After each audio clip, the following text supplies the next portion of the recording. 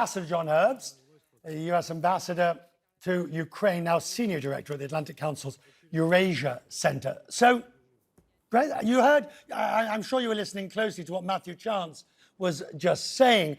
Bearing in mind what Matthew says, that Putin did this knowing sanctions, and you hear the sanctions that have been offered, they don't seem terribly big considering what's happened.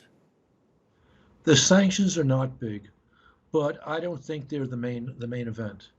We are now in the realm of big-time political theater.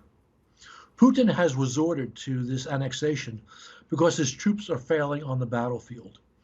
He is hoping he can bluff with a nuclear threat Ukraine and the West as Ukraine continues its counteroffensive. And they're on the verge of encircling Russian soldiers around the town of Liman, which will be a major new tactical defeat for Putin.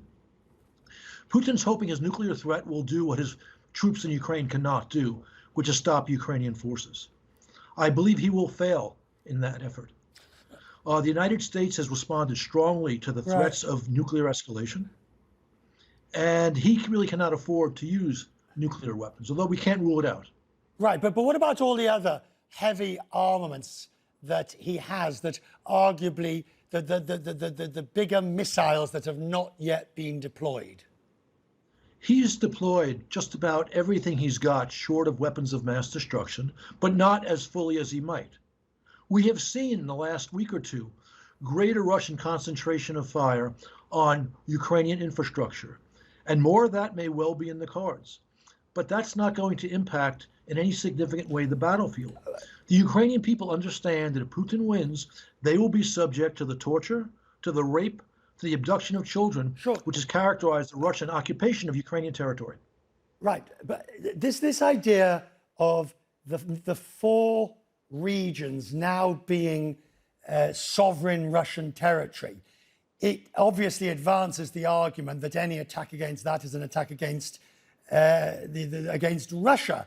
But what, I come back, I suppose it's the same question in a different sense. How far can Ukraine attack these areas without Russia having to go even further and more extreme? I think it's very important to have an historic perspective on this conflict.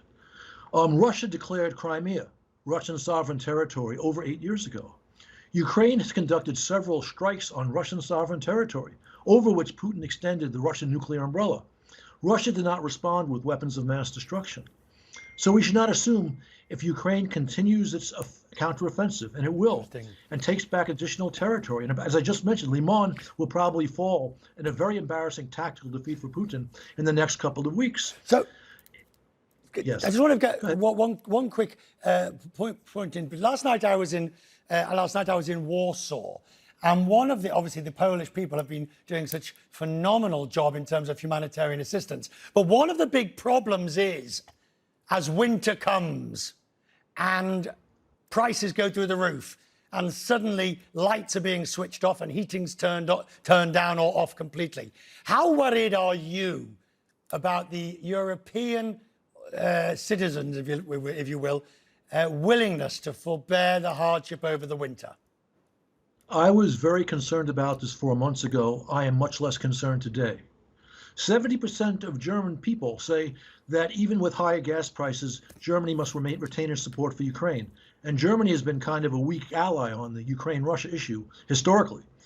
The EU and the US have done a good job finding alternatives to Russian oil and gas. The EU has done a good job figuring out how to parcel out the pain among its members. Europe will have a tough winter, but it's not going to change their support for Ukraine and against Russian aggression.